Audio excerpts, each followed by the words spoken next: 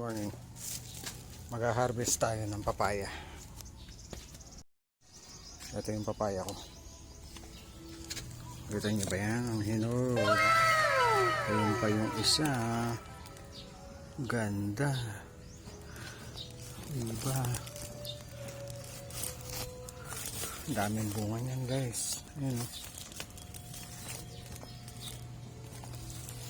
Tara, let's.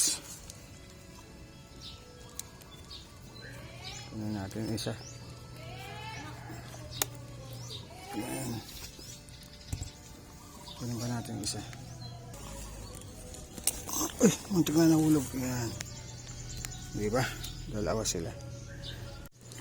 Itong isa, malapit na rin mahinog. So guys, diba? Kapag may itinanim, may papaya. Ayan.